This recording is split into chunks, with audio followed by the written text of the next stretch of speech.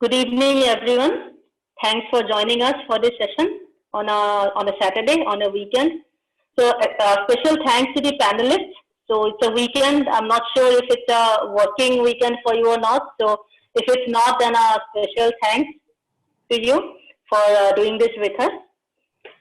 So, very quickly, so today's session will be talking about the SAT exam and the Indian universities who have started accepting the SAT scores as one of the admissions criteria. Little bit about Jamboree. I noticed that not all of you are Jamboree students. So those of you who are not Jamboree students, so this is mainly for you. So we have 39 physical centers in 22 cities and 4 countries. We have also a very strong online presence. So we conduct our classes online. We have students across the globe, and it's not important for you to be physically present to be attending our classes or to be accessing our admissions team. We have been doing this since 1993. We are literally the first company in India to be doing study abroad admissions consulting and teaching study abroad exams. Those of you who are Jamboree students, you probably already know about this. That's why you are probably a Jamboree student.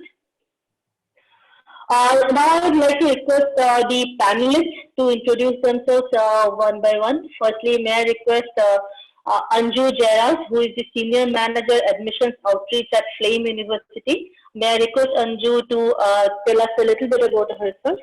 Hi everybody, my name is Anju. I am the Senior Manager for Admissions Outreach at Flame University.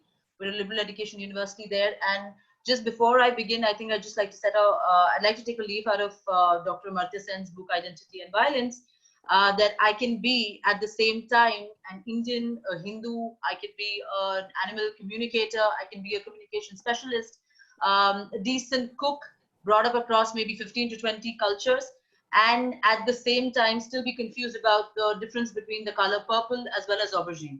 So I think being interdisciplinary is in the nature of our being a human being, and I think I'd like to talk more about the liberal education setup that we have at Flame, and likewise with all of you. Thank you so much. Thanks, Anju. That's quite an interesting take. Thank you very much for that interesting introduction. Next, may I request Kanchi Khanna, who is the Director of Communications and Outreach at Kriya University, to tell us a little bit about herself.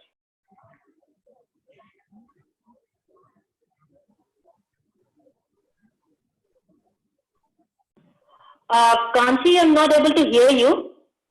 Kanchi, you are on mute, I think. Yeah. Okay, I'm sorry. Hi. So I'm Kanchi, and I'm with Kriya as their Director for Outreach and Communications for the last 2 years. And I've been a communication and marketing specialist for the last 2 decades, a designer and also a design teacher. So like Anju, you said, we can be multiple things at the same time. I'm so happy to be here. Liberal arts is something that is very close to my heart, and promoting it has been my life for the last 6 years. Great to be here. Thanks, Kanchi, for joining us today. Then we have Manish Dalmia, who is the Marketing Director of Nasimanji Institute of Management Studies. Manish, may I request you to introduce yourself to the audience? Yes, good evening. Myself, Manish Dalmia. So I am positioned as Director Marketing and PR at NMIMS Deemed to University for all its campuses pan-India. So we are present in 8 cities and we have 10 campuses. I'm a banker earlier in my life, and education is at my heart, and been trying to push the digital lever for the university for last 2 years. And yeah, we have come so far as far as our reach is concerned, pan-India. So that's a little about me.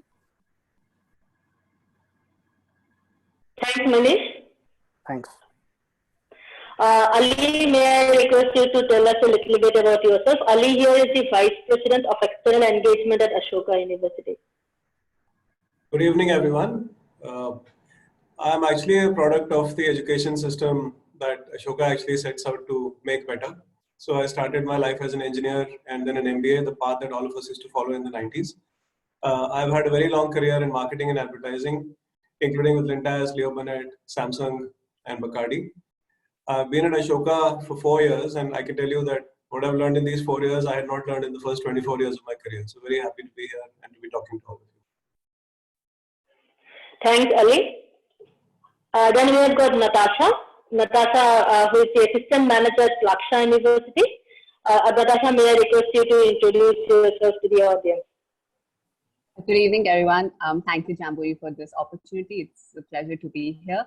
My name is Natasha. I'm right now managing undergraduate admissions at Laksha University. Laksha has been a very exciting philanthropic effort, and it's great to be a part of it. Prior to this, like Kanchi and Anju both mentioned, I've done a bunch of things. I worked in digital marketing as well as I was a teacher for 2 years as a Teach for India fellow. I've graduated in economics from Delhi University, as well as recently did my master's in public administration from Columbia University. Thanks, Natasha. And last but not the least, we have got our very own Vineet, who is the MD of Jamboree Education, who also happens to be associated with both Ashoka and Laksha. So, Vineet, again, may I request you to introduce yourself to the group today? Well, thank you everyone for joining in and a very warm welcome. I'm one of the co-founders of Jamboree Education. My passion has been in higher education, mentoring, guiding students. It's a real pleasure to have some of my colleagues here on the panel. I've also had the pleasure of being associated both with Ashoka and now with Laksha. So really, really looking forward to this session, and thank you everyone for joining in. So thank you, panelists. Once again, a very warm welcome to all of you, to the attendees as well. So some housekeeping basics before we proceed. Those of you who are attending a Zoom session for the first time, so it's mainly for you. You will see the chat window there, so you can type in your questions there. But as far as possible, please don't type in your questions till the end of the session. During the entire session, we will be taking pauses and we will be doing short Q&A sessions. So in those sessions, you will get an opportunity to ask your question. While we are taking this session, while the universities are speaking, we would request you not to type in too many questions in the chat window. But if at any point of time you stop hearing us or you stop seeing the screen, then please do let us know by typing in the chat window. All right. Next point is about microphones. So as I said, at certain intervals, we would be pausing and taking questions. So when you want to ask a question, raise your hand and we will give you mic access so that you can ask your questions directly to the university, right? Okay, I'm getting some. So can everybody hear me clearly? Yes. Okay, all right. So if you're raising your hand for a question, then make sure that your mics are working, right?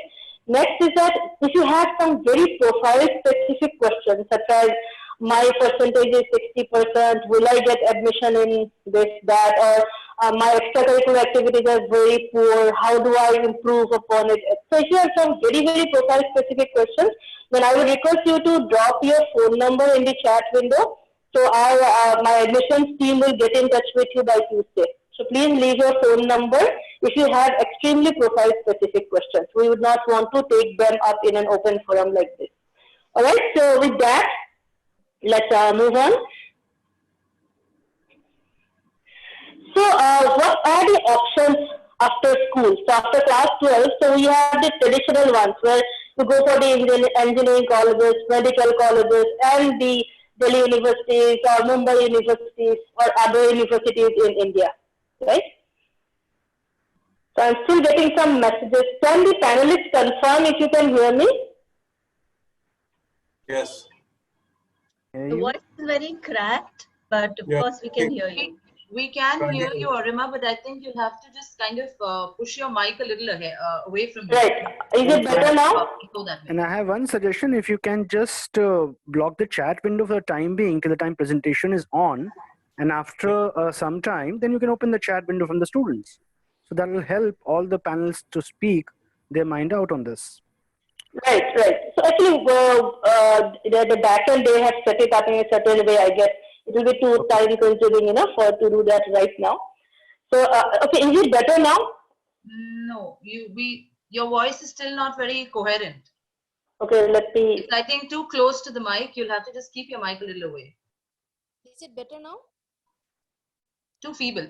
Yeah, if you can raise the But volume. faint. Yeah, Is it it was better better, now? but just raise the volume a little bit. Better, but you can raise it. Go ahead.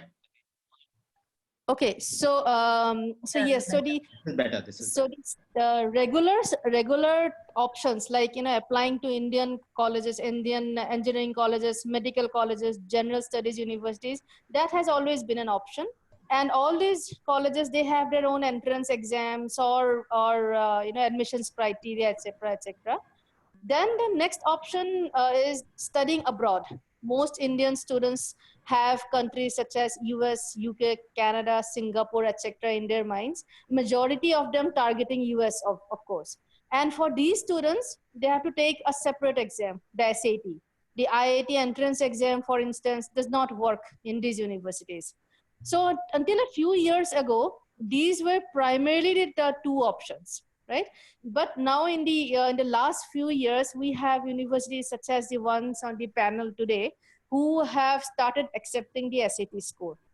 And what now the possibilities have increased for students. Somebody who's not sure about whether to study in India or whether to go abroad, they can just, you know, take the SAT exam, apply to multiple countries, and then take a call about which country to go to. So the options have kind of increased, the possibilities have increased. So at this point, I would request, you know, Vineet to you know, put in his you know, insights into this question about because you have been handling students who want to study abroad for decades now, and now you are also a part of universities such as Ashoka and Plaksha. So what do you think, the Indian universities accepting SAT, what kind of options has that open up, you know, for students in India? Well, I think you were absolutely right, Ozma, that once you are writing the SAT exam, not only can you apply abroad, especially to the US, but a whole lot of options have opened up for you in India. And I should also say that the last 10 years has seen a new generation of universities come up in India. You know, private higher education and private universities in India is a phenomenon of the last 20-25 years. And especially I feel in the last 10 years, we see some very high quality initiatives that have come up, and many of them are represented on the panel here: Ashoka, Kriya, Flame, Plaksha, Narsi Monji, and many more. You know, I think this is really a unique time in Indian higher education where a lot of philanthropic capital is coming into higher education. A lot of good institutions are coming in.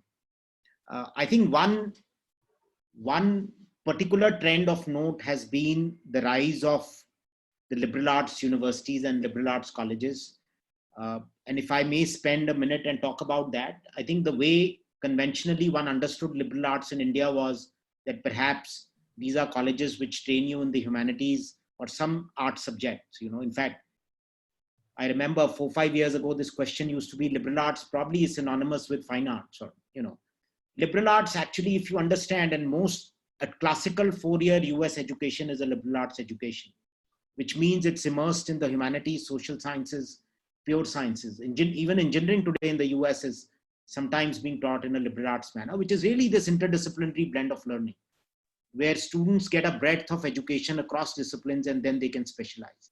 So a whole lot of top quality institutions with great set of people founding these institutions have come up, and they have done an outstanding job. And I think these institutions will be talking more about this. But for the Indian student, I feel this is absolutely, this is a treat. For whatever you were spending on your US education or an education in the UK, and, you know, spending upwards of $50,000-$60,000 per year, you can now get an equivalent education, and perhaps better, and also in an Indian context, at anything from a $6,000-$7,000 price point to $12,000-$13,000 price point. So I think for Indian students, it's absolutely wonderful. It's a huge step. I wish there are many more such universities. These are absolutely not top-notch, high-quality institutions, outstanding faculty. If you see the quality of faculty in some of these institutions, it's top-notch. So I think for Indian students, increasingly, who were just looking to apply abroad now, and especially our audience, who used to write the SAT and look to applying abroad, I think this is really a special privilege and a special initiative I think students are spoiled for choice now. I would seriously encourage all our students to look at these institutions. Direct your questions to each of these institutions, get to know specifics. Of course, they differ in the sort of courses they offer and the specializations they have and the faculty they have. But I think each of these institutions, could be an institution that you may want to apply to. So I'll perhaps stop now in the rest of time, and I can come in later when required.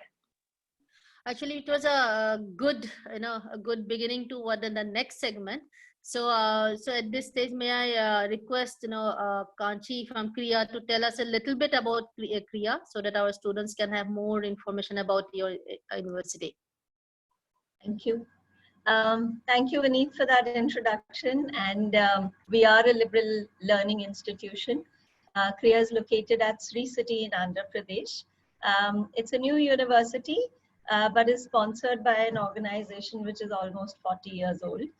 It's got 2 schools. It's got a graduate school of business where it offers MBAs and PhDs, but it also has a new school, which is the School of Interwoven Arts and Sciences. This is the liberal learning school, where BA honors and BSc honors are offered. Kriya is pioneering something, it uses liberal learning as a base, but it's pioneered something known as interwoven learning as its learning model. This is really a curriculum that brings together the past, the present, and the future, because while it looks at historicity, it looks at skills that are required in today's world, world of work. It also looks at the future about all the unanswered questions and the possibilities that will appear before the students. So, it's a coming together of all three.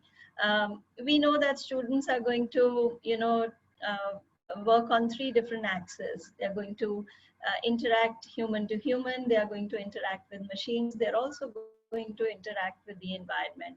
So it's very important we feel that students understand these dynamics, understand how to function within these. And the purpose really of Kriya's curriculum is to, make students ethical, purposeful leaders who are independent thinkers, who are socially and environmentally conscious people. So that basically, I think, is what Kriya is trying to do. Happy to answer questions. Thanks, Kanchi. So, Ali, would you want to tell the audience a little bit more about Ashoka University? Yeah, thank you, Arima. Of course, Kanchi and I have been colleagues quite recently, so you've been my senior, Ali. I'll try. No, we were just colleagues. I'll try not to repeat what she said, but Ashoka is unique in many ways. It is a collective philanthropy exercise. So we don't have only one founder. We actually have 150 founders now. Vineet, of course, was one of the original 4. So it's quite unique in the sense that there's a governing body and there is a structure in which one voice does not prevail. All these people got together and started this university because they all felt that traditional Indian education had not served India well. And I speak as a product of that education, obviously, in the sense that it had not taught students the skills required to solve today's problems and tomorrow's problems. These are more than just technical. These require more than just technical solutions. They require the ability to think critically, to look at problems from all angles, to work with people, to communicate powerfully, and essentially to work with much more than just a narrow approach of 1 + 1 = 2. Because the fact is today, no solution is enough to solve many of the complex problems which are facing us. COVID-19 is an example. Is COVID-19 just a medical problem? No. We all know that it has many dimensions. It's going to take a lot more than just a vaccine to solve the effects of COVID-19. And that's why I think, as Vineet said earlier, it's a great time to have liberal arts universities in India teaching students the things which need to be taught. We have about 160 faculty now from the world's best institutions. These are people who've done PhDs at those institutions and also taught at those institutions. So it is very much an education you would have got abroad, but you're getting it in India. We have now a track record of about 6 years. We opened in 2014. So our students have gone on to work in about 200 organizations across the country and across 15 countries actually, including some of the best organizations that you can name: consulting, banking, consumer goods, and also the social sector, CSR, and entrepreneurship. They have also gone on to some of the best universities in the world to do higher education. further higher education. So again, a track record is getting established. We have we've been recognized also externally. So in 2017, we were the University of the Year in FICCI's Higher Education Awards. And as of now, we are in the number 3 in Education World's awards in terms of private universities in this country. I think the last thing I would like to say is that while it is called liberal arts, it is actually inclusive of the sciences. So we have now 5 full-fledged science courses, actually 6. So we have physics, we have biology, we have mathematics, we have computer science. We are going to start chemistry this year, and we also have psychology. So this is a university which is basically covering the entire gamut of knowledge which is going to be required going forward. And of course, India is a large country.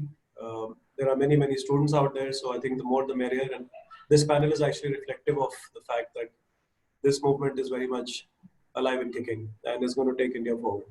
Thank you.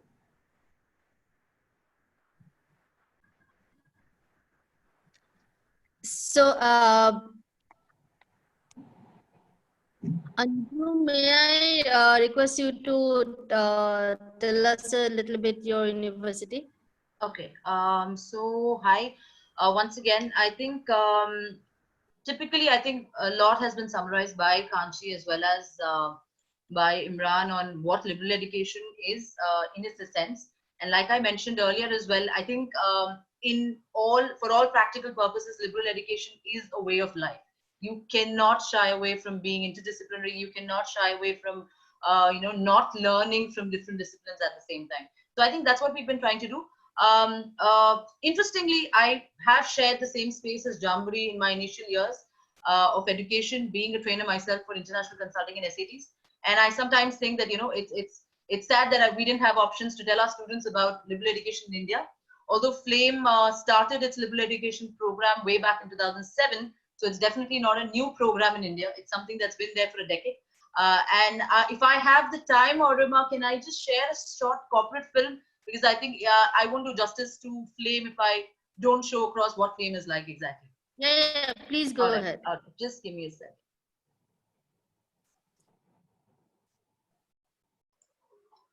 How? Is a fascinating question. Are you guys able to see? Yes, we can. There are more things in this universe than can be understood using the tools and techniques of a single discipline. Things are truly interdisciplinary.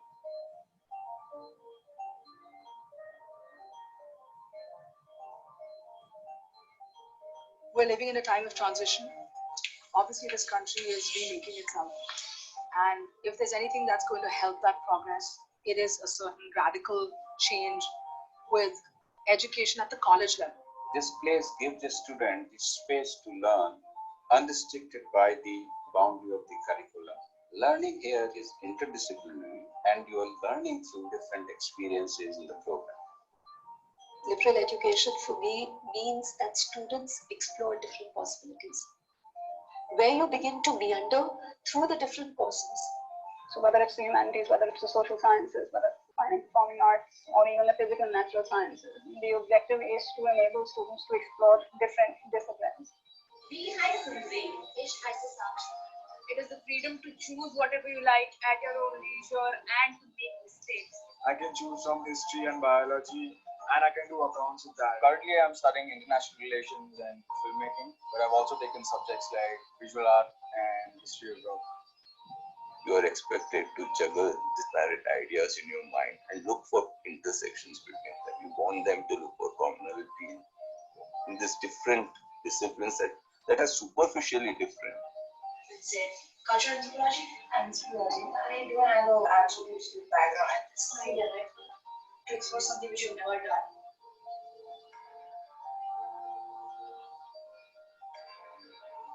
The only way to do it is through offering people choices and asking them to sort of combine in some sense their interests and letting them do it independently. So I think what they learn is that one issue is not as simple as it looks. They have multiple interpretations and multiple perspectives. That is what we really call critical thinking. It's not so much about solving problems. It's more about understanding what does the problem represent. what is a certain concept? Why are we doing it at all? The idea is to create something original, that your efforts contribute to the field overall, with your original thought, change the way in which the field thinks. I'd be very happy if my students end up questioning everything around them. I'd be very happy if they're alive and they're inquisitive.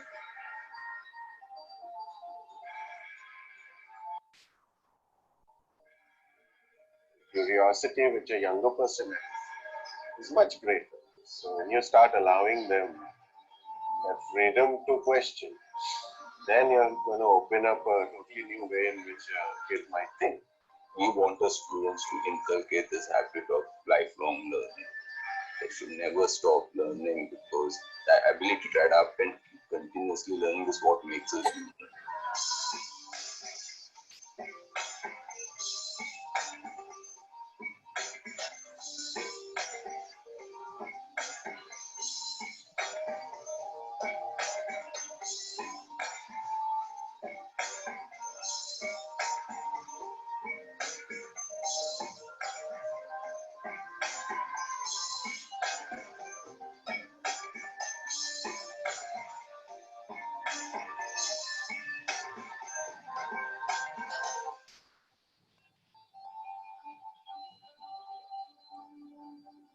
So yeah, I think that's what summarizes Flame in a short movie. And yeah, I'll be happy to take questions, anything that are there. So Anju, I must say it looks like a very pretty campus. It is, and I mean, I can assure you that the film does no justice again to the campus that is there. It's really, really pretty. In fact, I think until the state government gave us a directive to kind of evacuate our students from the campus, most of our parents wish that we had the students back on campus only and not send them back home, because it's that much safer on campus rather than getting back during the current time that we have. So are campus visits allowed? Yes, so anytime. Not right now, of course, not right now. But we do have campus visits that can be booked online. You can go onto the website and probably book yourself a particular date that you'd like to visit. Okay, cool. I will book myself one. Definitely. Please do let me know. You'll be my special guest on campus. Right. Thank you so much. So Manish, may I now request you to tell us a little bit more about Nasimonji? Sure. So NMIMS is a household name in the higher education segment for almost last 4 decades now. This is the 40th of the NMIMS School of Business Management. We have been consistently ranked as top 10 business school in the country. And after having tested and considered the model of business education for the first 15 years, we have been granted the deemed university status in the year 2003. And from there, we have not looked behind. From just one school in 2003, now we have moved to almost 16 new disciplines and 16 schools which we invite application for undergraduate category. So we teach everything right from management where we started: business, commerce, economics, technology, management, pharmacy, science, architecture, law, design, liberal arts. Liberal arts, we are the only school in Bombay to offer liberal arts and hospitality. Then we have launched School of Performing Arts as well. We have launched School of Mathematical Science, School of Agriculture as well in our Shirpur campus. We have grown from one single 5-floor building to now 8 campuses in 8 cities, and we have 17,000 students at our campuses, 750 plus faculties. Many of them are Fulbright scholars, and 9 center of excellences in across our campuses. We have been highly ranked by NAC at 3.59 CGPA score in the 3rd cycle, and we are one of the top 22 Category 1 university under private space amongst all 993 universities in the country. And we have our undergraduate capacity of around 7,000 students this year, and every year we take our undergraduate examination, which is named by NPAT. So we have a very exciting student to teacher ratio. We select the best because we always believe in 2 things: meritocracy and reach. Throughout the country, we get students from 200 plus cities in the country, and we take a lot of pride, and also that keeps us humble to invite more and more quality students.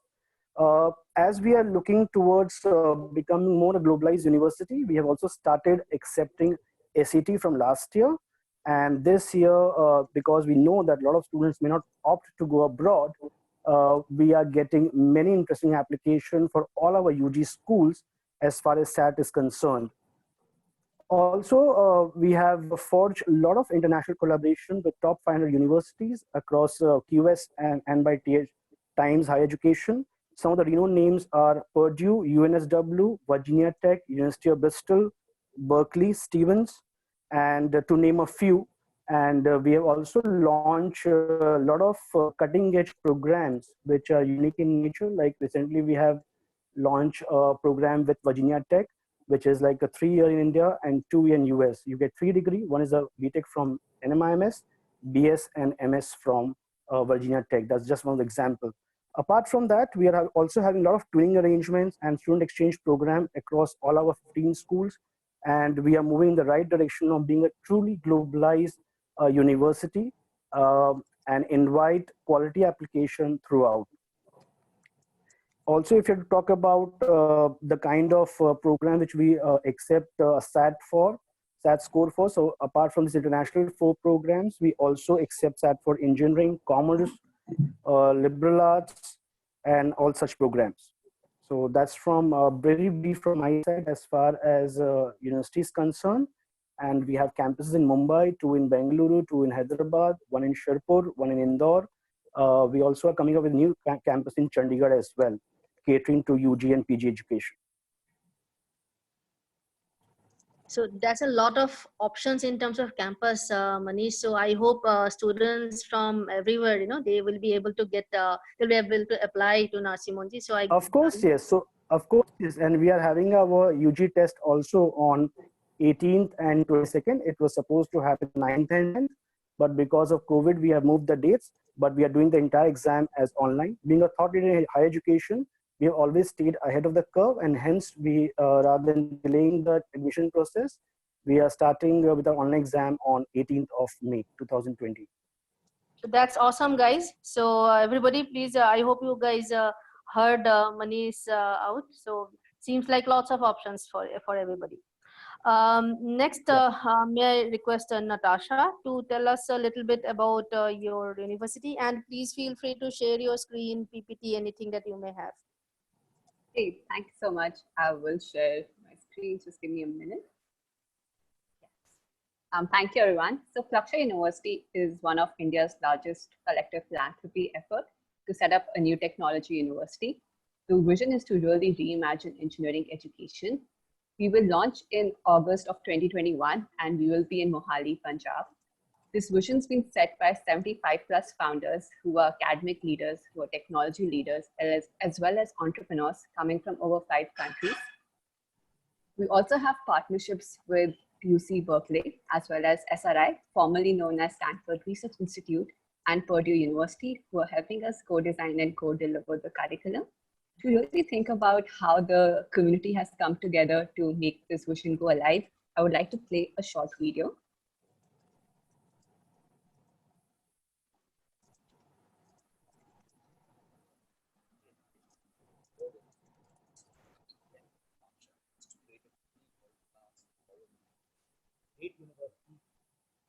Natasha, the audio seems to be slightly problematic on your video. Just give me 1 second. There's one thing which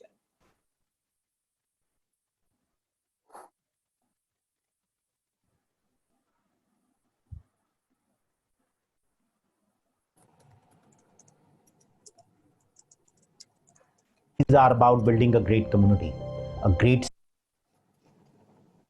In general, the engineering education has not evolved enough with times.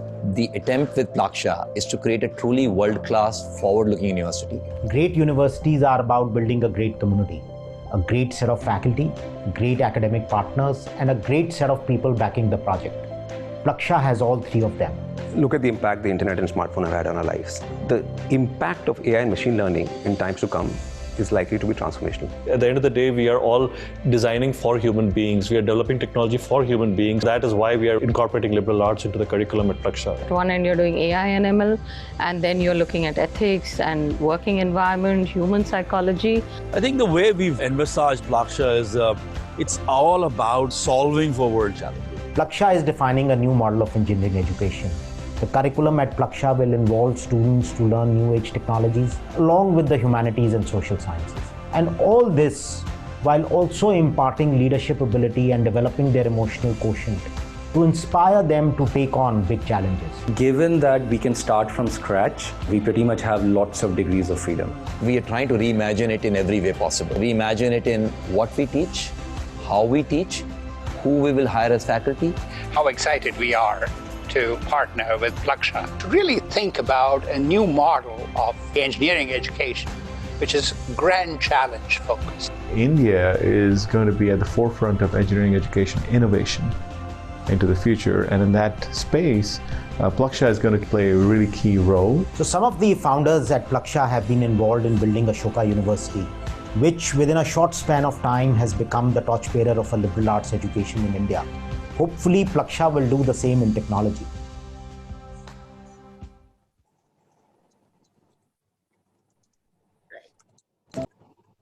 So really talking briefly about how we are reimagining technology education, I would highlight 4 points. The first one is interdisciplinary engineering curriculum, which is dismantling all the walls between the current disciplines and how they are taught in silos, so that a student is able to look at each problem in a holistic manner. The second, I think we've learned a lot about liberal arts universities, just thinking about how liberal arts design and entrepreneurship can be incorporated in the curriculum so that each student has a very humanistic approach to solving problems. The third one is focusing a lot on hands-on pedagogy and blended learning. For example, we would have something known as the Grand Challenge Studio, which is a way for engaging students throughout the 4 years into actually working with industry leaders to solve some of the greatest challenges. And fourth, but not the least, talking about self and leadership to ensure that all students have some of the most critical skills needed for the 21st century, like communication, collaboration, as well as problem solving. Some of the majors which will be offered to the founding undergraduate cohort of Plaksha are, the first one is computer science and artificial intelligence, which is really looking at a computer science course with elements of NLP as well as machine learning and AI. The second one would be autonomy, robotics, and connected systems. So the core of electrical engineering with Internet of Things, sensors. And the third one, which is actually very relevant if you think of the current situation we are in, looking at data science and bioengineering. So really, what kind of models can we create looking at all the biotech kind of data which we have right now? The students which we will be looking at would be problem solvers, tinkerers with a tinkering mindset, as well as curious to learn. I'm happy to talk more about the admission process and everything in the Q&A session. Thank you.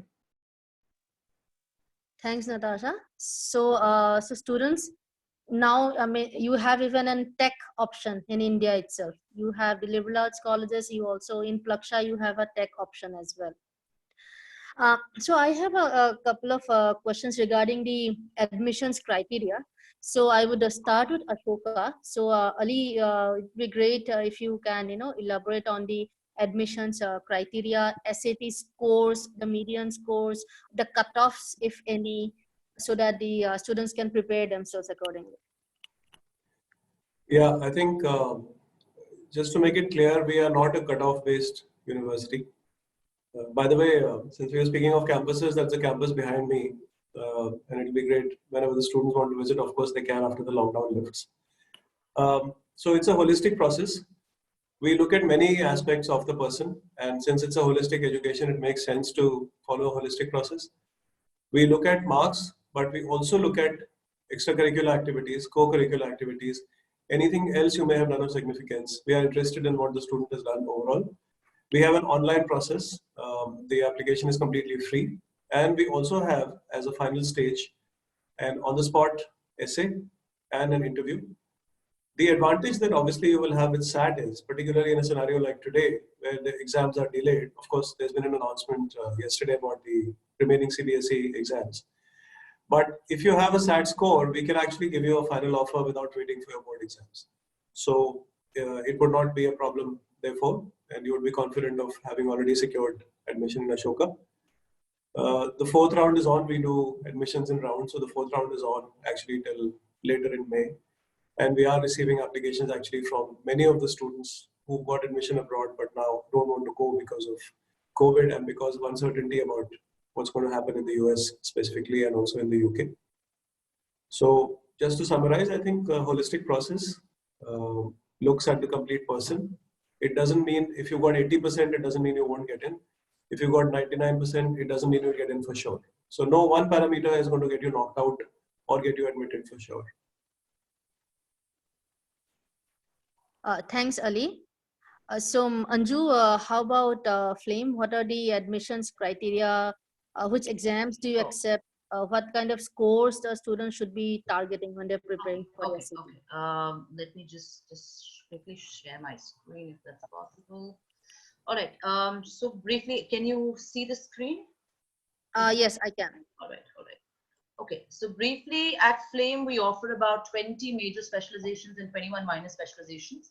And between these, the ones that you can see on screen, there are roughly about 250 to 300 odd combinations that are possible. So a student can essentially pick up, let's say, an environmental studies major, and if you look at this diagram, maybe a dance minor or somewhere across with that. When I say a combination, it typically means that there will be no clash between the class timings or the schedules of any of the two subjects that you're choosing. So that's the options that you have. As far as a couple of students were asking us about the Global Connect opportunities that you have. So at Flame, you have summer abroad and semester exchange opportunities. We have associations with universities in the US, Canada, Europe, and South Asia. These are essentially, most of the summer exchange opportunities are tuition neutral, meaning that you would not be bearing any extra tuition fee when you're planning to go to, let's say, an Amherst or a Wellesley or likewise. You will have to bear down your accommodation and travel costs for the same. And apart from this, as far as the admission process goes, yes, we do accept the SAT. We've always accepted the SAT scores from students. Like Imran mentioned earlier as well, we also do not have a certain cutoff. There's no threshold benchmark that's there for the SAT. It's a holistic profiling that we offer in terms of selection process. In fact, at Flame, we do not really have a rejection policy in that sense that we ensure that we are meeting each and every candidate who applies. So every student who applies to Flame, unless he is ineligible due to, because of the eligibility criteria that are there, you will be undergoing an entrance exam, which could be the SAT or ACTs, or you could also opt to write the Flame entrance aptitude test. There's an essay, on-the-spot essay that happens on the day of the process, a personal interview, and through your application form, we will be capturing your past academic records, extracurriculars, and statement of purpose. So your cumulative across all of these sections decides whether you will get in or not. Just to sort of give you a picture, in the past, we have rejected students with a score of 1560, and we've also selected someone with a barely 1150. So I don't think there's a threshold particularly. It's just that the focus is on trying to understand whether you are the right fit for the kind of programs that Flame offers as such. Okay. Yes. Any other questions that can be there, I can take that. Right. Thanks, Anju. So from what I understand that whether it's Ashoka or Flame, so the admissions criteria is more or less, you are not very cutoff specific, unlike the Indian universities where no, I think it beats the purpose of being a liberal education university, etc. No, like I said, I think it beats the purpose of being a liberal education university if I'm going to stick to, cutoffs and say, okay, fine, if you're a 90 plus only, then can you come? And that doesn't function that way. As long as the students can demonstrate curiosity, as well as can demonstrate that they have the ability to understand the kind of flexibility and choices that are offered at Flame, I think we're good to go. That's very helpful.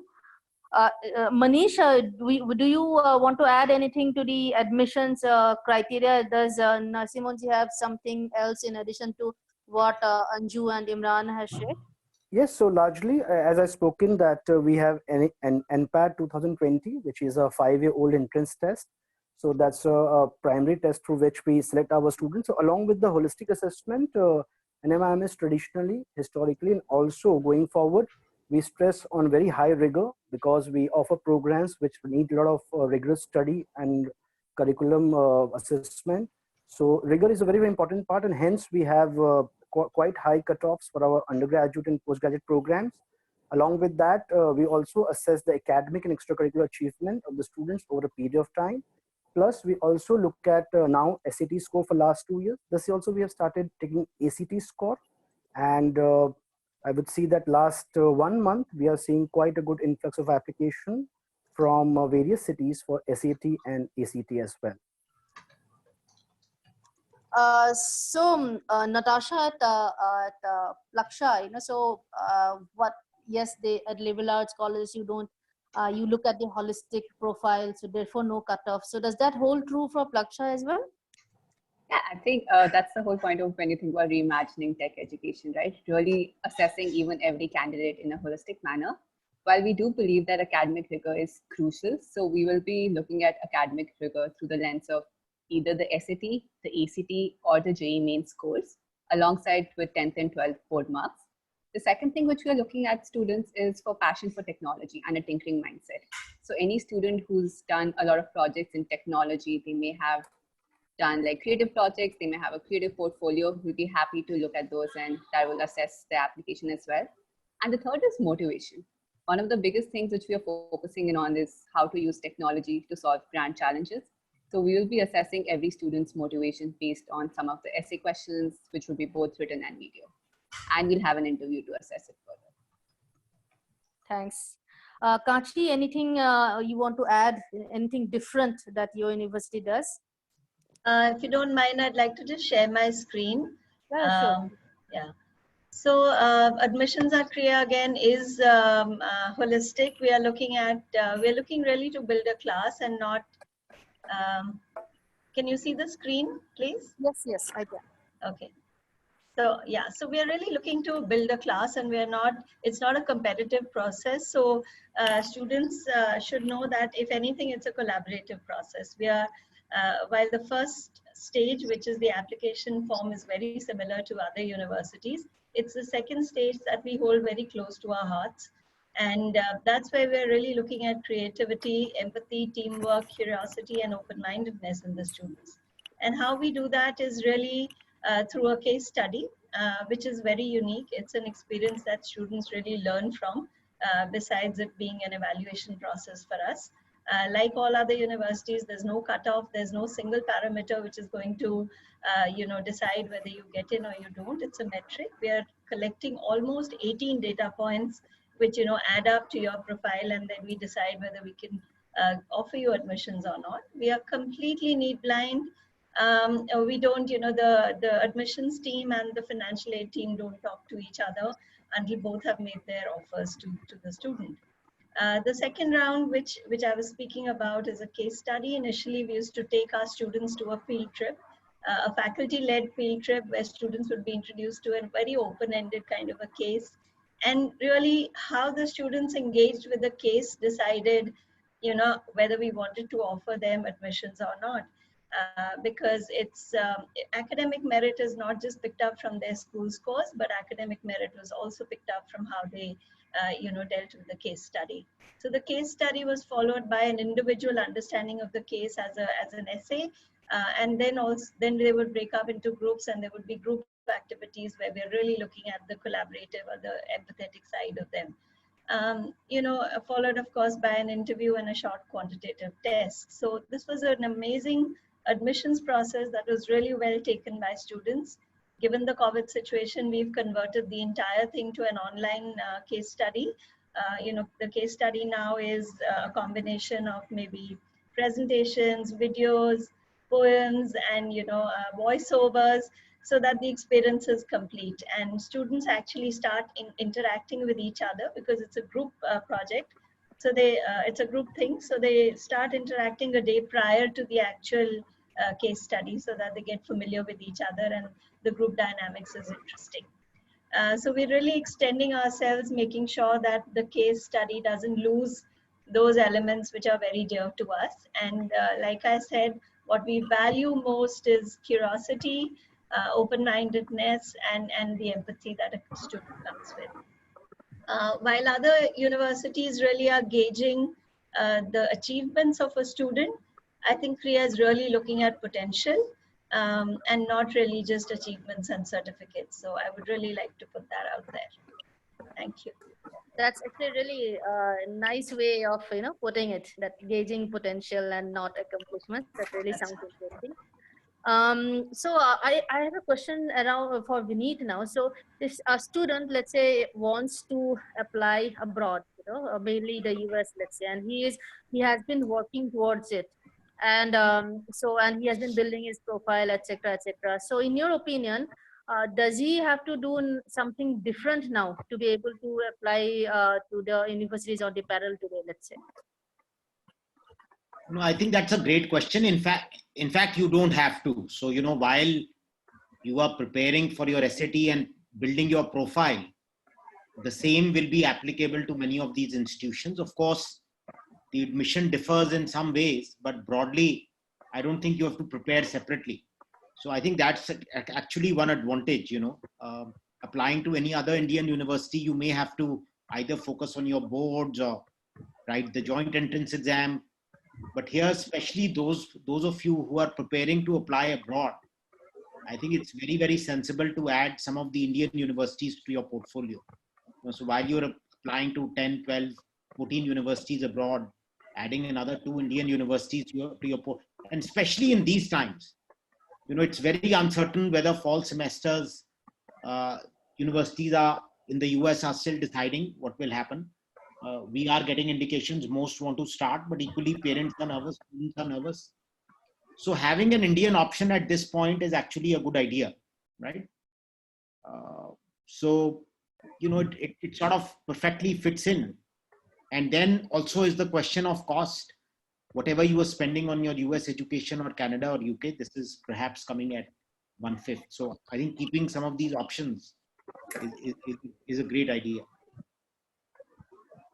Actually, my next question to the panelists was around the cost. What are the costs of attendance at your universities, and what are the scholarship options? So if we can just take 2 minutes for each of you, and we can wrap this up in 10 minutes and have it open for Q&A. So let's start with you, Kanchi.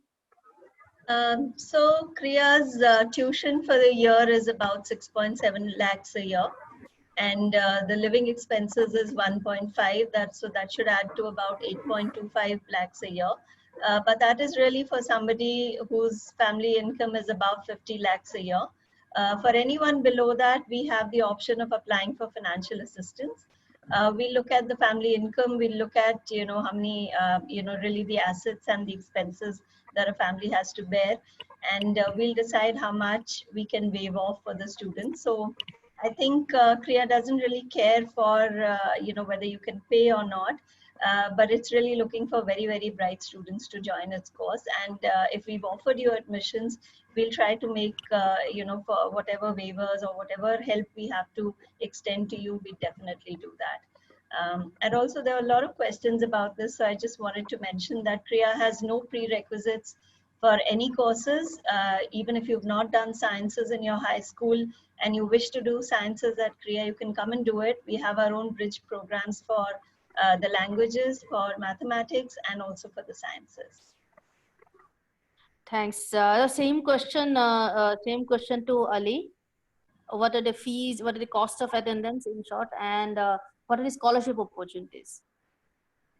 Yeah. So as of now, our tuition plus hostel is 9.4 lakhs for a year in the undergrad program. But as Kanchi said, the admissions, actually not Kanchi, the earlier panelists, admissions and financial aid are 2 separate teams. And admissions offers have nothing to do with the financial status of the student. So we make the admissions offer first based on the merit bar of the university. And then the financial aid team looks at the financial data of the student and his or her parents. About 50% of all students at Ashoka are on aid. And it is a charter and a commitment from the founders that once we've accepted a student, then we will make sure that he or she is able to attend the university. So this is something that I would like to see as something that the university believes in. Thanks, Ali. Anju, same question for Flame. Just a second, let me try and share. Can you see my screen? Yep. Okay. All right, so I'll just take you through the, I don't know why this. Yes, the fee structure for a particular year at Flame will be 8,10,000 per year. which includes your program fee, your lodging and boarding fee, which is your accommodation, food expenses and everything, and your other fees all put together. So at Flame, we really do not look at only need-based scholarships. Irrespective of the background that you come from, you will be evaluated for a merit scholarship at the time of admissions itself. And these merit scholarships are typically deducted from your program fee. These could be partial to full tuition fee waivers. In fact, we have quite a cohort of students on campus who have qualified for a full tuition fee waiver as well.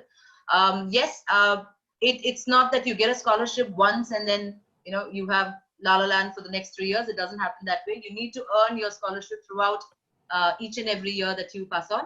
So you need to maintain a certain CGPA throughout your first year for you to be able to continue or apply for a higher scholarship.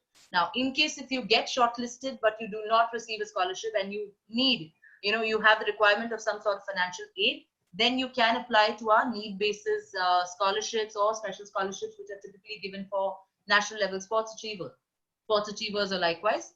And again, on a case-to-case basis, once the entire process is completed for a need-based scholarship, we will be able to determine as to how much can we actually give you. Again, they also range from partial to full tuition fee waivers particularly.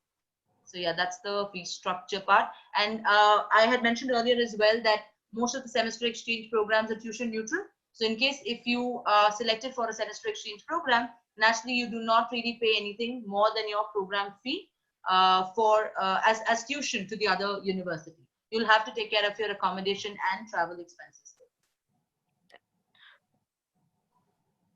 Thanks, Manish. May I request you to give us some information about the fee structure and the scholarship opportunities at Narsee Monjee?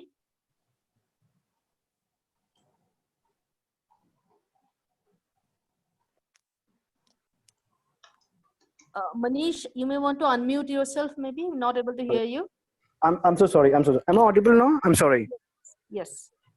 Yeah. So fee at Narsee Monjee ranges from 1.5 lakhs to 5 lakhs for UG programs. We have 16 schools under UG category, and there are various programs, and fee structure ranges from 1.5 lakhs to 5 lakhs per annum. That is fees plus cost of living? No, only fee structure. What's we are a very reasonably priced unit. See, cost of accommodation depends upon which campus a student is studying. For example, Bombay would be a higher cost of living for sure for non-Bombay students. And for other cities, the cost of living is a little lesser, but it all depends on the standard of living which a student comes from. And there are some hostel facilities in most of our campuses. So that adds up to the cost. So around, say, 40,000 kind of a cost per month should be easily consumed for city of Mumbai at least. I can say that. Mumbai, Navi Mumbai. The campus at Navi Mumbai as well in Kharghar. Right. So anywhere in the range of 30 to 40,000 per month. And how about scholarships, availability of scholarships, etc.? So as we are a very highly funded private university, we do not have expansive scholarship purse, but we look for something like a very special scholarship for financial deserving student from a financial standpoint. We also have top 100 scholarship for our engineering and tech management programs. And also we have some scholarship for our flagship MBA programs. All right. Thank you very much, Manish. Natasha. And we also have extensive relationship with our banking partners, which offer loans at very reasonable and competitive rates. Okay. All right. Thanks, Manish. Natasha, may I ask the same question to you about Plaksha University, the cost of attendance and scholarship availability? Sure. So the cost of attendance, tuition and residence right now is not completely finalized, but it will be in the range of 7 to 9 lakhs per annum. We will be posting the details on our website soon, so look out for that. In terms of scholarships, we truly believe that finances should not be a barrier for anyone who qualifies for the program. So we will follow a need-blind process where if a student gets admitted, we will ensure that they are financially able to support their education. So we will have ample scholarships.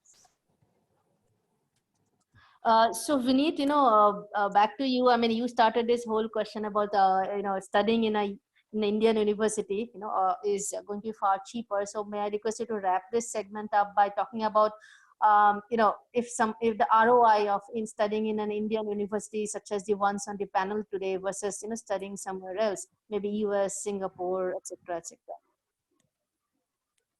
So I think all these universities are fairly young, last 5 to 10 years, but they have done a great job in the way these institutions are coming up. So while the US, UK, Canada continues to have the widespread, I mean, US today even has top institutions in any domain. But I think the Indian universities are emerging as serious contenders, especially the new private efforts, and some of them are represented on the panel here. So I think especially there is no doubt that there is great learning in an international experience. You meet people from different cultures, you stay in a foreign setting, and there is learning with that. But obviously also I think what you get by studying in some of these Indian institutions is no less the quality of faculty, the experiences. You are in an Indian setting, and some of you who are looking to work in India or settle in India after your graduation, these are good options. So clearly I think while till about even as recent as till 10 years ago, we may not have any of these universities represented here. I think it's a great testimony to how our higher education is evolving, that we now have 5, and we only have 5 here, but I know another 5 who could have been here, right? And all of these have come up in the last 10 years. So clearly there are lots of options in India now, especially with SAT.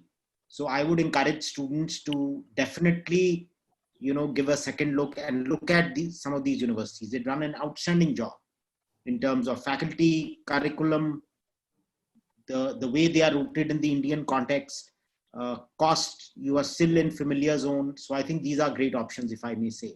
And you've all heard the price sort of ranges between 6 lakhs to 10 lakhs. If you can see, it's all under 10 lakhs. There are some great scholarship options. Ashoka mentioned that, Kriya mentioned that, Plaksha has a similar philosophy, so does Flame.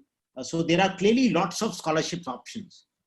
So I think definitely good bets that Indian students should look at. No doubt about that. Thanks, Vineet. So to summarize whatever we have discussed till now in terms of admissions criteria, none of the universities have cutoffs. So I see a lot of questions in the chat asking about SAT cutoffs. So there are no cutoffs. These universities, they work. Cutoffs. Sorry, I remember we have cutoffs. I mentioned we have cutoffs. Oh yeah, right. We have very stringent cutoff as far as admission process are concerned, along with the holistic assessment of overall profile. Right. Yeah. But the other colleges, they don't. It's like similar to the US or the other universities where the rest of the profile also matters a lot. We'll now open up for Q&A. So if you if you have a question, the process is that please raise your hands. I would unmute you. And if you have a question for any particular university, any particular panelist, please let me know that this question is for, let's say, Vineet. This question is for Manish, so that they would know that the question is for them. You can also have some general question that you may want the input of anyone. You may not have a preference for any of this particular panelists. That would also work. But do make sure that when you are raising your hand that your mic is working, that you are able to ask your questions, right? So with that, so we are open for Q&A. Those of you whose questions have already been answered, who think that you don't have any other questions, you can feel free to leave. Jamboree does extensive coaching for SAT. Our classes are running online. We have a live online virtual classroom kind of classes. If you want a demo class, or if you want to know more details about our SAT training program, please leave your number in the chat window. Our team would get in touch with you and arrange a demo or give you the fee details, etc., etc.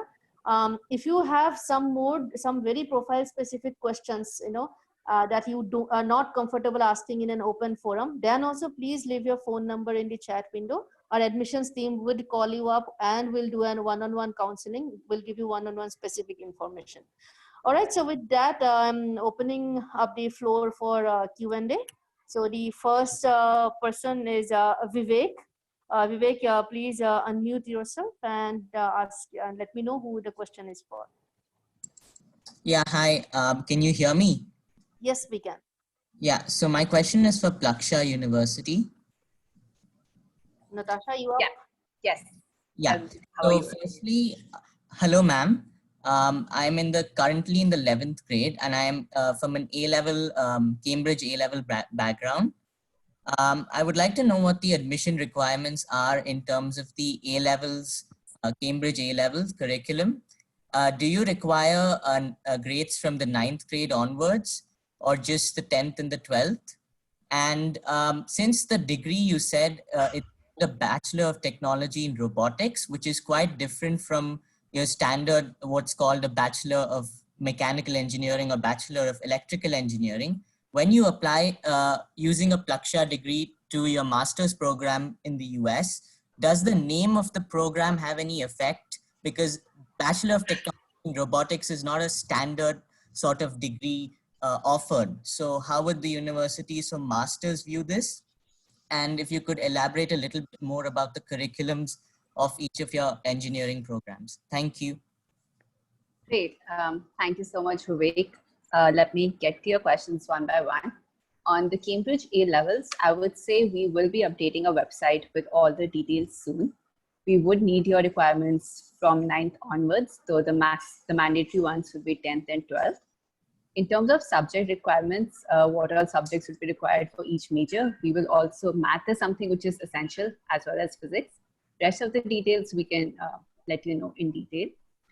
The second question in terms of the degree nomenclature and how it will be perceived for master's level programs abroad.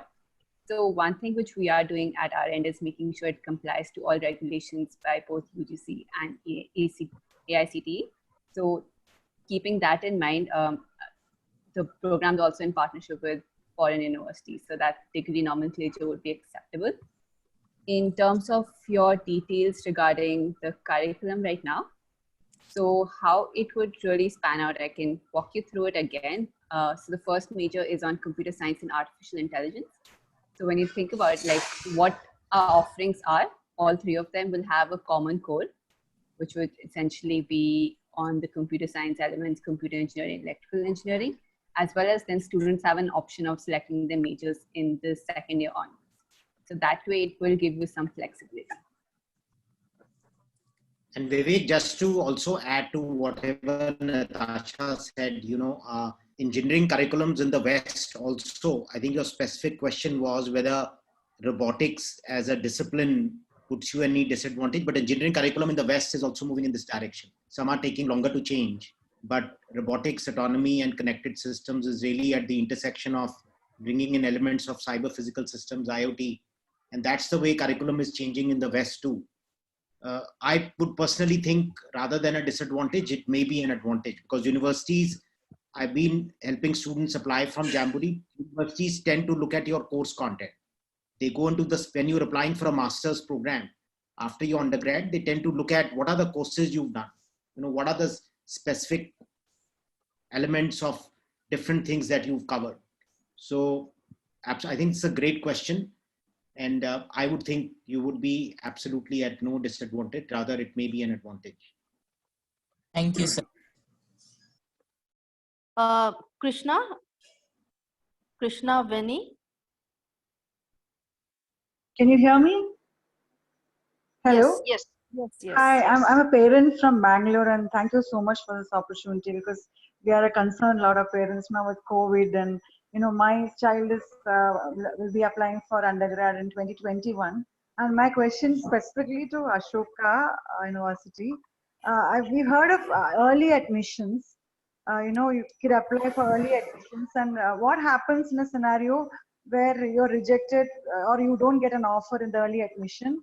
Can you apply to the university again with the regular applicants during April, May, or is it only one chance to apply? So, ma'am, thank you for the question. The early admission round is actually very much an actual round. So it's not like you apply only in October, November, and then the next round is in April, May. We have 4 rounds. The first round is the one normally called the early admission round, which starts in October. The advantage of that is that you could get an offer as early as January, which resolves many issues for you, and you can then decide what you want to do in terms of where you want to go. Yeah. But specifically on your second part of the question, Yeah. you can only apply once in each cycle. So if you applied in October, or if you applied in February, if you applied in April, or you apply in May, you can only apply once. And if you've been rejected, then you can only apply the next year. Okay, thank you, sir. Yeah.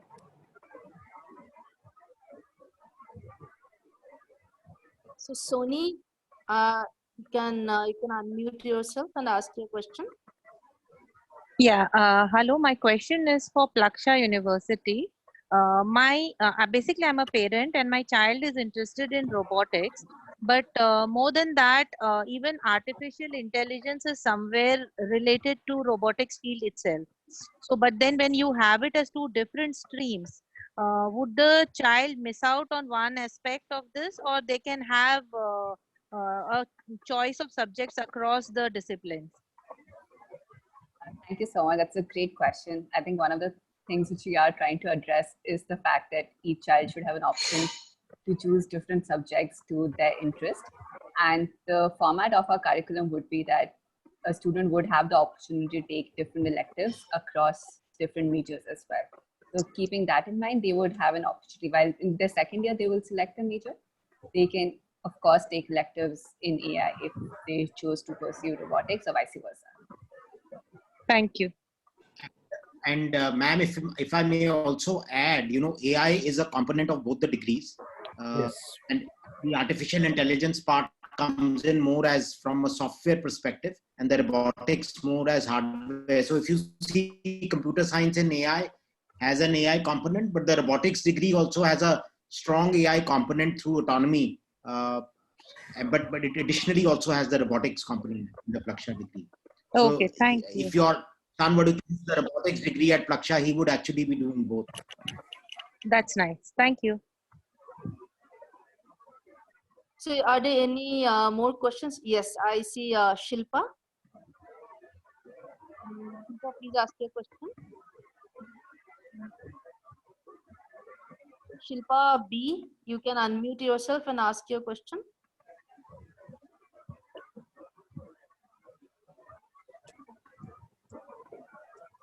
Okay, she seems to be facing some technical difficulties. So Manoj, I am giving mic access to you. You can ask your question.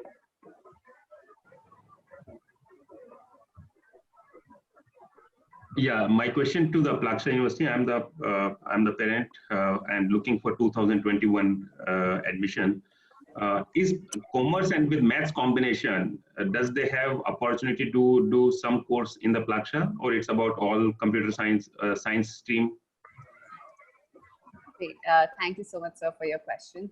As of now, our courses require math as an option, but would require physics as well. But we are also looking at another major, and we will be releasing the details of it very soon on our website, which may have a possibility that a commerce student with math would be able to apply. So do look out for those.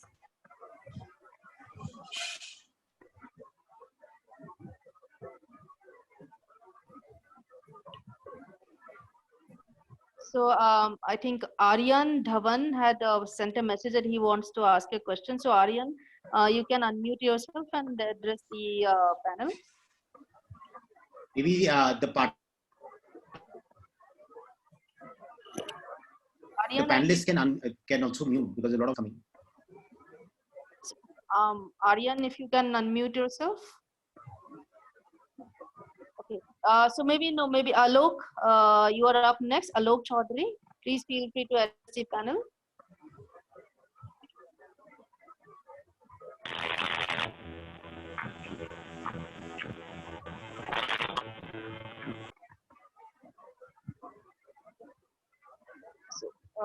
Okay, while we're waiting for Alok, so Om Gadekar, would you want to ask your question? Om Gadekar, I have given you mic access. Oh yes, my name is Om Gadekar. It was a wonderful session. Thank you. I just had a doubt that are there small jobs available within the campus alongside learning?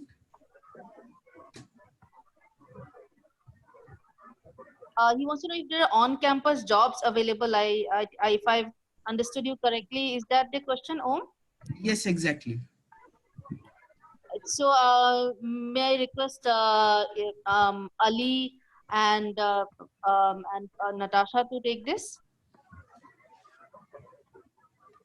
Yeah, so it really depends, I think, but there are students who do what is called work study, and so there are options. It's just that it is a very academically rigorous program, and there is a lot of time commitment required for many activities. So the student really has to take out time, but there are opportunities for work study on campus. Natasha, are there Yes. such opportunities? So the opportunity is still in the pipeline, so we will be figuring those bit out. But just quoting what Ali said, in the end, it is a very academically rigorous program, and we do want to make sure that students spend enough time on their subjects as compared to work. But yeah, I mean, it's in the pipeline. Later. Kachi, are there such opportunities available at your university? Yes, we do actually, but you know, these are not very heavy jobs that you can do, or you can't rely on these jobs to really you know, cover for your costs, cover for your living costs also. So these are just small opportunities, maybe at the library or some of the departments where you can spend some time. But like both Natasha and Ali said, also Priya's course is very rigorous. So they need to spend a lot of time in their study. So Om, I hope that addresses your question. Yes, ma'am, absolutely. Thank you. So Aryan, you can unmute yourself now. Okay. Aryan is struggling with his mic. So Kanika, in the meantime, you can unmute yourself and address the panel. Yeah, hi. I'm a parent, and my question is for the Ashoka University. Do you have a commerce or a management stream, or is it only science and liberal arts? We have, this is the Liberal Arts and Sciences University, so we do not have a specific commerce or management course. However, one of our most popular interdisciplinary majors is economics and finance. So if my son has a commerce stream, then he can Yes, absolutely. okay, a program there. Yeah, finance. Yes. Okay. Yes, it's one of our strongest and most popular programs. Thank you. If I may just budge in here, ma'am, at Flame, we do have some management courses. In fact, the business majors are quite popular at Flame as well. So in case if you're looking very specifically at a business major that your student can, your child can pursue, or a communications major, you can definitely look at the programs at Flame. Bhavin? Hello. Yes. Hello. Yes. Good evening, everyone. I'm currently in 12th grade, and I was enrolled under the IB program. So I was wondering if my scores could earn me some credits.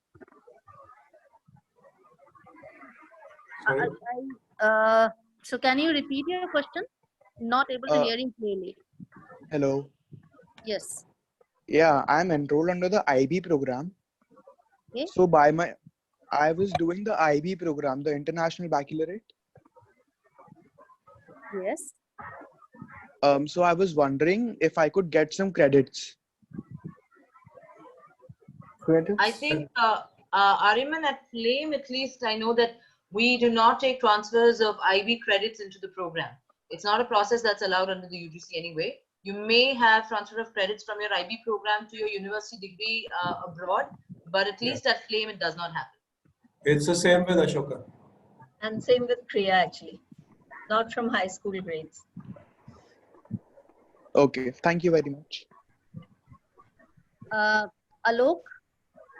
Yeah. Alok Chaudhary? Yes. Yes. Hello. Yes, we can hear you, Alok. Yeah, I just wanted, I have. It's not audible. He's not audible. Alok, can you speak up? Hello. Can you hear Yes. me now? This is better, yeah. Yeah, okay. My son is doing his IB program.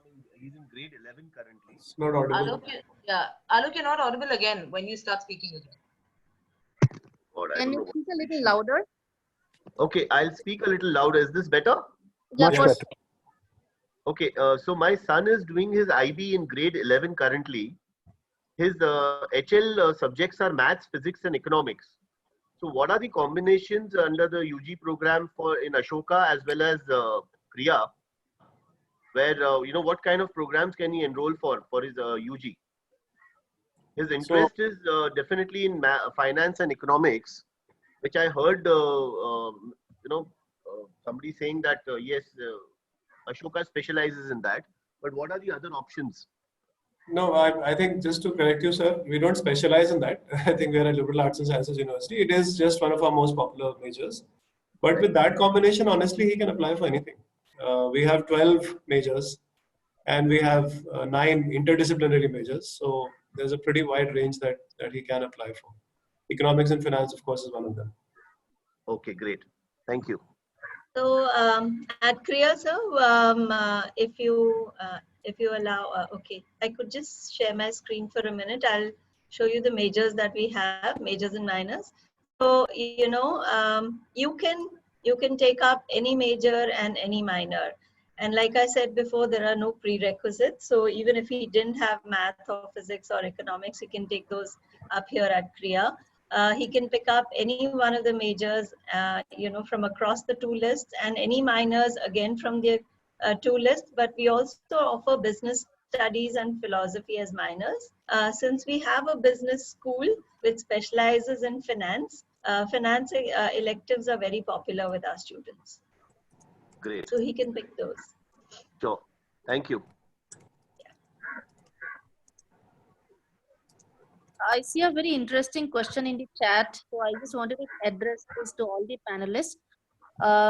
Do you accept transfers from US universities? My son did first year in US, and due to health issues, he had to opt for year drop, and now the whole COVID crisis. He's looking for BSc honors in psychology. The question is from Indu Mehta. So may I request Ali, Kachi, Manish, and Anju to go in that order? Yes, ma'am. We have a transfer policy. So you will obviously have to submit the transcript from the US university. The child will have to go through the admissions process, and based on that, the decision will be made whether to admit him or her or not. Very similar for Kriya. He'll have to go through the admissions process, submit the transcripts to us, and we'll look at it. We look at these case-to-case basis, and if we think that we can take him into the second year, we'll definitely do that.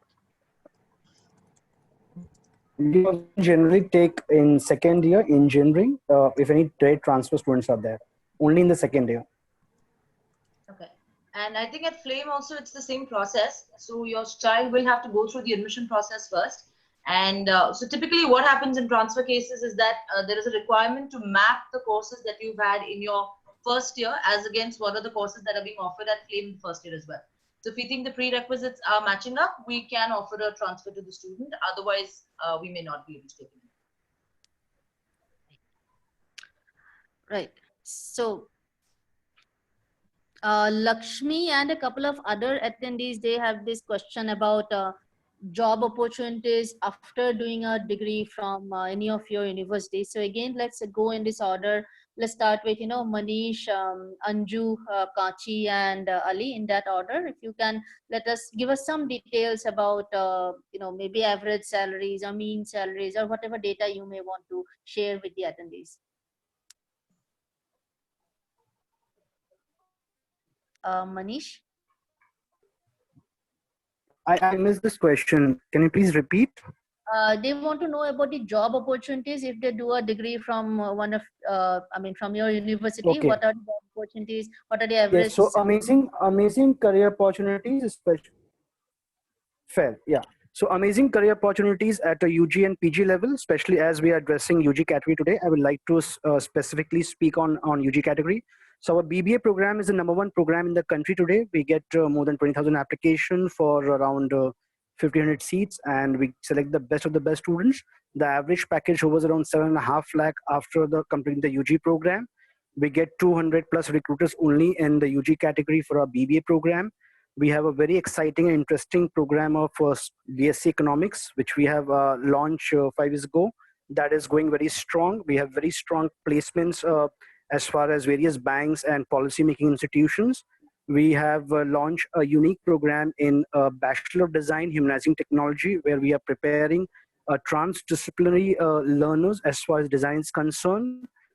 We have a very small cohort there of 30 students, and we are placing them very well. We also have a strong liberal art cohort of 80 plus students, 80, 85 students, wherein we have matured and industry is receiving it very well. We are placing in various banks, financial institutions, and other social and development institutions as well. Quite above the industry average because we have established credibility as far as corporate interface is concerned. We have school-wise a strong corporate relations team. We have developed over last 4 decades. We have active set of recruiters to the tune of 800 companies comes across to our various campuses for various programs, and students get more than 2.5 opportunity to secure the best internship or a final placement as well, along with all the other exposure like being in the heart of Bombay's financial capital for our BBA program. Students get a lot of exposure for life project, capstone project, industry interface, talks, and so many other, I would say, benefits which a student get apart from placement, which builds a lot of confidence in them to be in order to present well, being a good public speaker, face interviews very confidently. We have a career development cell across our schools, which helps all the students in developing to their fullest potential, and ultimately that leads to very good internship and placements across all our 15 UG schools. Taking that question in again, I think placements at Flame happen across two tracks. So we have academic placements wherein students do go ahead and apply for masters abroad, and we've had our students placed with universities right from the Ivy Leagues like Harvard and Stanford and the likes to even courses which have been very specific to a certain field. So that's on the academic placement side. As far as the corporate placements are concerned, we do have a career services team that assists you throughout. Now, I'd like to stress here that we have 3 particular internships that are compulsory for all of our students. So there is one internship, which is a social internship, which we call as the Developmental Activities Program. This happens at the end of your first year during your summer break, wherein we require all of our students to work with an NGO for an entire month, bring in the learnings, and then, of course, present the same. The second internship is a cultural internship, which we call as the Discover India program. This is more a research project or a more research-based internship that is there. Students are expected to go with their groups and travel to different places. So, for example, a team can pick up a project on, let's say, the tribes of Sikkim, or they could research something like, a Fulkari handicraft of Punjab.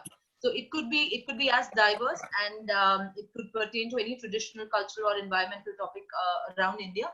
And this specifically exposes the students to all sort of research aspects, which also helps them with their academic placements later.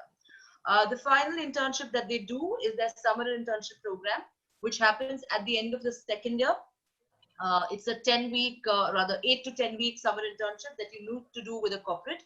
So like I said, you can work across closely with our career services team and map out what is the role or the domain or sector of choice that you're looking at, and accordingly, looking for companies. So if someone's looking at communications, you can probably pursue an internship with Disney or with Ogilvy and Mather or with the Bennett Group and likewise. So it depends completely on you. And at the end of 3 years, students have an option to either exit the program with a bachelor's degree, or if you're looking at a corporate placement, you can get in touch with the career services or the academic services accordingly.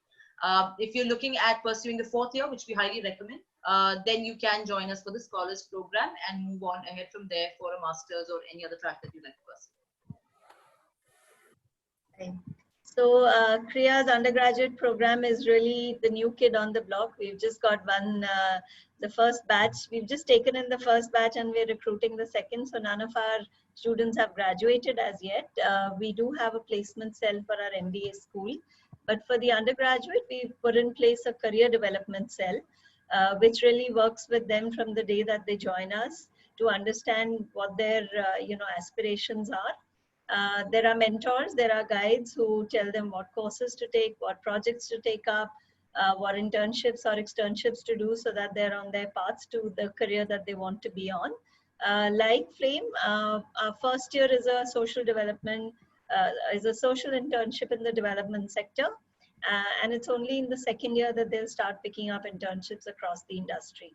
So we're really seeing how this is going to pan out, but the interest that we are getting from corporates and other organizations and Kriya students, I think is really fantastic. So we are very positive about it. We have actually a full-fledged career development office. And last year we had more than 200 recruiters on campus. We've got basically, you can name the sector and we've had recruiters from that sector. So we've had consultants, we've had banks, we've had consumer goods companies, we've had media houses, we've had think tanks, social sector organizations. About 1,800 Ashoka alumni are currently working across 15 countries actually in hundreds of organizations. So for a university which is so young, it's been a very creditable performance. We also provide inputs to students in terms of interview skills, in terms of resume preparation, in terms of soft skills, and all the other things that they will need once they transition from the campus to the real world. Thanks, everyone. I think it was a detailed information about, so those of the attendees who had concerns about placements and jobs and everything, I hope all your fears have been allayed. So we'll take two last questions. And in the meantime, anyone whose questions we have not been able to address, my apologies. Please leave your phone number in the chat. Our team will get in touch with you and help you out. Again, if you want anything specific, such as that you want an SAT demo class, or you want a profile evaluation, or you want to interact directly with any of the universities in the panel, please specify that and leave your phone number. We will get in touch with you. With that, Trisha, your hand's been up for quite some time. Sorry to make you wait. So I'm giving you mic access now. Please ask your question. Hi, I'm a student of 12th grade and I have a doubt for the Ashoka University. I recently got through the YSPA advanced course and I want to know more details on that and whether this is going to give me any credits in the final admission process. So firstly, congratulations. I think well done. Thank you. Yeah, thank you so much. Also, since you've got in, I assume you know a little bit about the program, but basically yeah, it's meant to introduce you to Ashoka and its approach to education.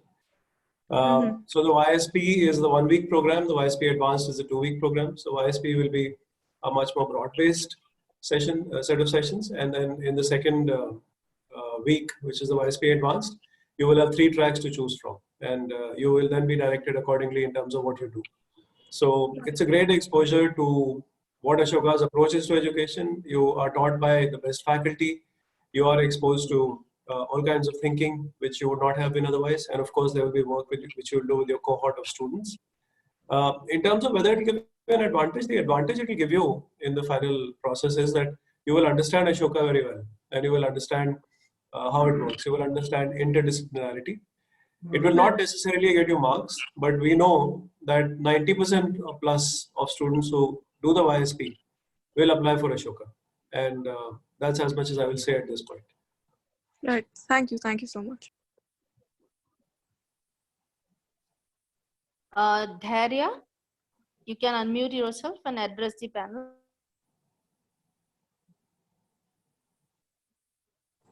Hello, am I audible? Hello. Yes. Am I audible?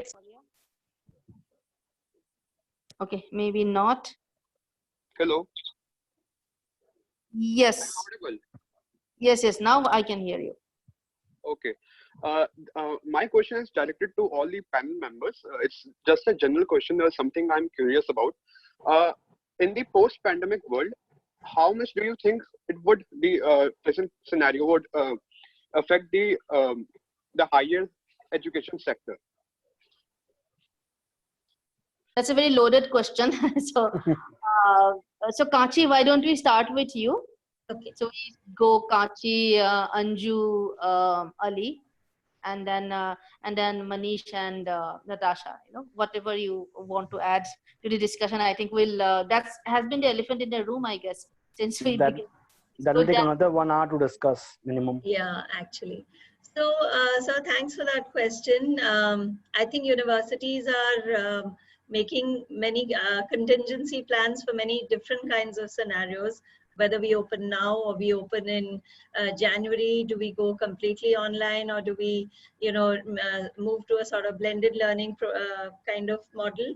Whatever it is, I think universities have always been and will continue to be nimble and dynamic in that sense. We are well prepared to take that on. If it's completely online, I think the universities that are on this panel, all of us have those kind of technological, backups to sort of do that. Why we're not committing to anything right now is that if we do this too quickly and we say, we'll open in January, we might miss that one small sliver of a chance of opening it right now. If we wait for too long, then later we'll be scrambling. So I think all of us are developing, and I hope the others too are developing the technological backbones to provide this course as much as possible online as well.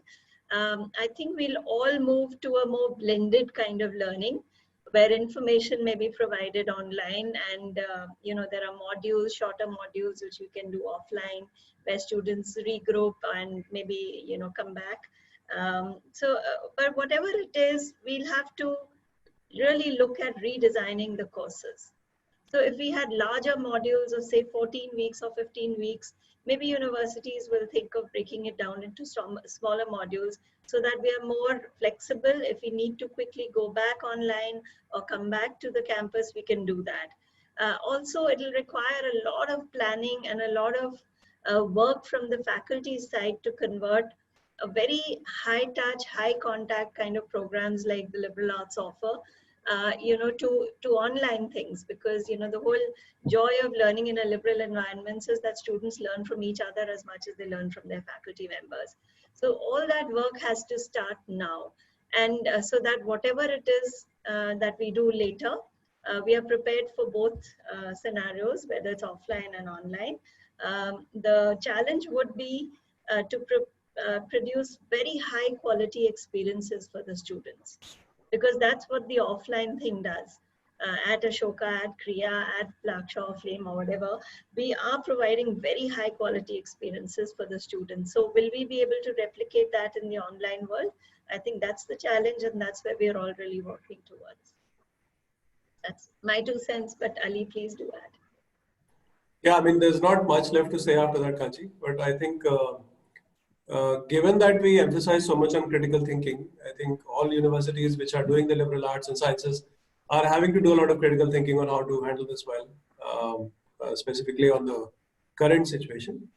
But I will say that if there's anything that the COVID pandemic has brought to the fore, it is that you need people with good education, you need people who've been exposed to all kinds of issues and who can think critically when it comes to solving problems. And of course, we all wish for more educated leaders. I don't have to name the leaders who are not so educated at this point, but it is something that is going to continue to be relevant. So therefore, while we come out of this with an online-offline combination, or what we do to the courses, or what we do in terms of the experience we give to the students, the relevance of a good higher education is not going anywhere. So that's as much as I will say. The rest, of course, Kanchi has already said.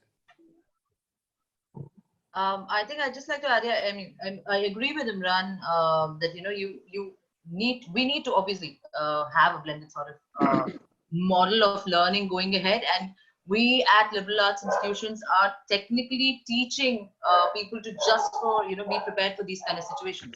So I think that's in the DNA of a liberal education institution as such. At Flame, in fact, I remember we got the directive on 14th of March that we had to shut the university due to COVID, and by 16th of March, we moved almost 200 courses online. So I think universities are that nimble, and we are blessed to have that kind of a technological strength. What remains to see is how many more can we have, how many more institutions can we have in the country to deliver that sort of education. And I think one thing that's coming up for us, at least at Flame, through all of the blended learning that we're doing, or all of the online learning that we're doing right now, is that there's nothing that can replace the classroom, experience at all. There's a certain bond, there's a certain relationship that you build with both your faculty and your peers. And that's something that I think as universities, we have to find ways to probably go ahead and, bridge that gap between being very technical, being very, only have a hands on a laptop, developing a relationship with a laptop, vis-a-vis developing a relationship with your faculty or your peers as such. Actually, that's very well put, and so yes, Manish. Yeah, in addition to what Ali, Kanchi and Anju mentioned, I see this pandemic, and we at NMIMS have decided that we are going to start our academic session on time. Starting June 8, we are starting our preparatory programs and under the guidance of AICTE. I see also this, amidst all the bad news of pandemic and a lot of sad news in terms of deaths and infections around, it's a silver lining where we have become good technology adopters. Today's example of Zoom and many more sessions where we have seen a very traditional kind of a restraint from our various faculty friends and all, where we were not adopting technology earlier. Today, it is the need of the hour, and it is going to help all the universities, all the schools across in next few years to come to be at the forefront of technology and deliver, as Anju was rightly mentioning, a blended form of education online and offline, so that we can offer more to our students. Because if they go to pursue in US or any other country, they are more technology independent as well. Similarly for faculties also, that is going to help more in connecting with the global counterparts as far as research is concerned. That is one thing. Second is also, apart from increasing the depth of outreach in terms of reaching out to various stakeholders, right now we are looking at application online, then we are looking at teaching online. The next process we are looking at placements online. So that's going to be a tectonic shift in the way higher education is going to develop further for the benefit of all in next 3 to 5 years. So I think this tough time amidst all the inconsistencies and the ambiguity and uncertainty in the corporate sector, it is going to provide more and more innovative solution from all the stakeholders, including parents, students, universities, schools, regulators. So I think these are the worst of the times, but the best is yet to come. So thank you very much. And yes, this has been actually all of us have been forced to adapt in a sense. So the technology revolution that we were all waiting to happen in the next 5-6 years, I think it's kind of happened right now, purely because we were pushed to the wall. I think as human beings, what we do, we adapt, and we and that's why we survive, I guess. And that's what universities, everybody would be doing. So I would like to allay the fears of anyone who may think that this is going to put a put a stop to your plans, etc., etc. So I think that we are at the end of the session. First of all, I would like to thank all the panelists. It has been a great discussion. All of you have shared such great insights. I'm sure our students have gained a lot from the interaction. We hope to continue having similar sessions, in future, even after this whole COVID thing gets resolved. Why not continue doing these sessions? And so I would just go around the table, around the virtual table rather, with Ali, Anju, Kachi, Manish, and Natasha. If there's any closing statements for the audience. I think thank you for being here with us. It is a Saturday evening, although I know that these days Friday and Saturday and Monday and they're all the same. But I hope we were able to answer your questions. And obviously, if you have any further questions, please feel free to reach out to us for those queries to be answered. And looking forward to having many of the students who are on today's session join us in one of our universities. Thank you very much. I would like to thank all the students for their time to listening to us today, and also wish them all the best in their selection of the university and program. And stay safe, stay well, and stay secure. Thank you so much. So I think thank you so much for the time. First of all, to Arima and Vineet and everyone at Jamboree for giving us this opportunity to kind of speak to all of you guys. Orima, I remain, my first love remains test prep and counseling. So I've just taken the liberty to leave my number and email ID on the chat box. In case if you have any questions, please do reach out. Anytime, whatever time you want to WhatsApp, you want to call, that's your choice. I think my only 2 cents would be, don't be worried. Don't keep refreshing on the number of cases that have risen every day. I think it's an ongoing space. We need to learn how to live with this virus at some point of time. And I think Indian universities have got you covered, so you really don't have to worry about what is going to happen to you next year. Thank you. Thank you, Jamboree, and thank you so much for having us in this panel discussion today. For the students, since all of you were taking SAT, we are very excited to read your applications, especially the ones who are going to universities abroad and have changed their mind now. I'm sure all Indian universities will get your fantastic applications to read. We hope you stay back and stay safe. Thank you so much. Thank you, everyone. Thank you, Jamboree, for the opportunity. Thank you to the students for the great questions. Really, it's been a great pleasure talking about Plaksha here and just hearing from all of you. Thank you to the panelists. It's been fascinating to listen to you all. Just wanted to end with one thing. I know that we all were talking about how higher education is going through a crisis, or the world is going through a crisis. But the silver lining, as Manish mentioned, is that every crisis comes with an opportunity.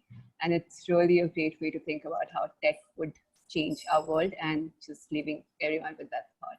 Take care and stay safe. Thanks to all our panelists again for spending 2 hours with us on a Saturday evening. For the students, attendees, I have just one advice. Listen carefully. There was just one piece of advice. Don't forget to wash your hands.